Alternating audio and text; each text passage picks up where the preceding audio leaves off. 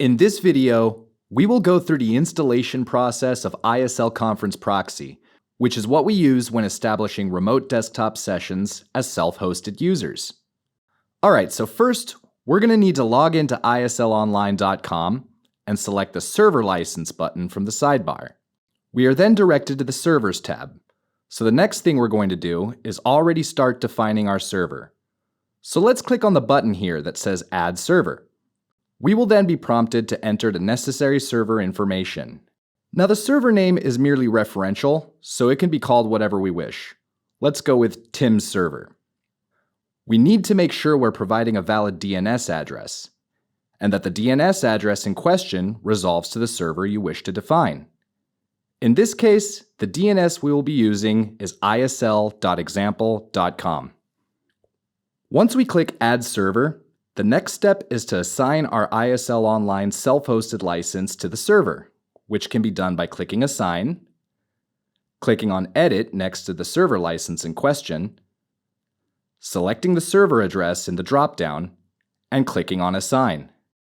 If we're using a self-hosted trial, we can skip this step. Okay, so once that's out of the way, let's head back to the Server tab and click on Create Packet. A packet essentially incorporates all the information in regards to the islonline.com account, along with the server definition we just went through, as well as which version of ISL Conference Proxy we would like to install. The default one is always the latest one. Once we click on Create, we are then able to create our very first license file, which can be downloaded by clicking the blue link under the Files column of the defined server. The next step is to download and install ISL Conference Proxy, which is done by clicking on the README button to the right of the license file. This will direct us to the installation guide, where we can download the appropriate file for the operating system of the server. Since we're currently on a Windows server, we click on the link for Windows. However, ISL Conference Proxy can also be installed on a Linux server just as well. Now that ISL Conference Proxy has been downloaded, we can proceed to open it and go through the installation process. Due to this being the first time we're installing the self-hosted solution, we can ignore this second part. But if we wanted to restore an old ISL Conference Proxy from backup, we would simply add the path to the backup folder in question. So let's just click on Next for now and go forward with the installation.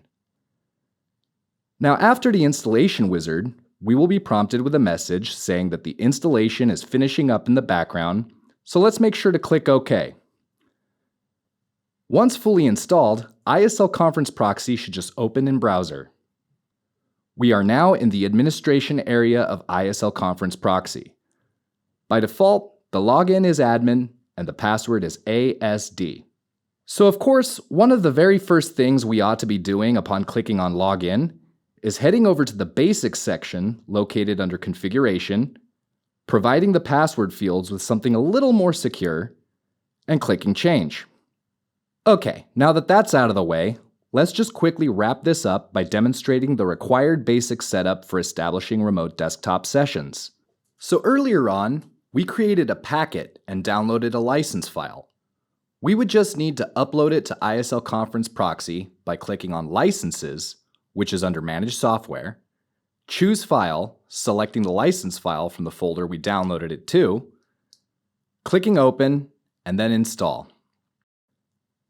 Okay, so now that the license is uploaded, there are two more steps to go through regarding this basic setup. First, we'll need to simply go down to Online Update. This is where all the ISL software is going to be downloaded onto your server. Once we click Apply Changes, the latest version of ISL Online software will download. We are then prompted to restart ISL Conference Proxy. The process may take a minute or two.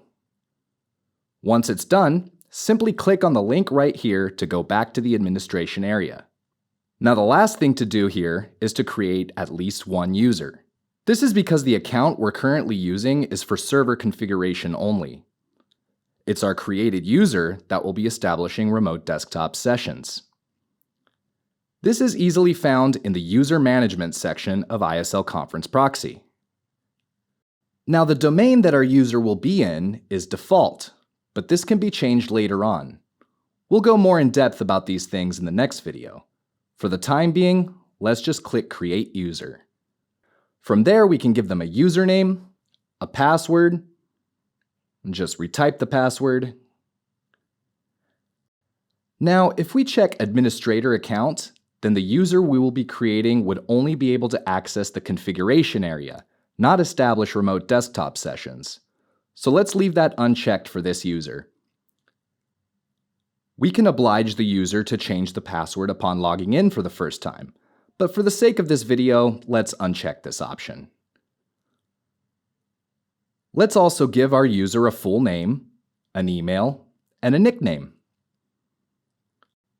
Once we click on Create, go ahead and enter the DNS name we provided earlier on into the address bar, which in our case is isl.example.com. This is the self-hosted console. This is also where our newly created user can log in,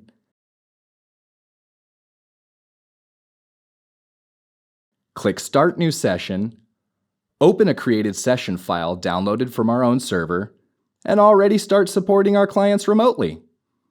We'll cover more topics regarding ISL Conference Proxy in another video. We also have detailed manual pages describing virtually every aspect of how it works and how it could be customized to suit any workflow. If you have any questions, do get in touch by clicking on our live chat. Thank you for watching, and see you next time.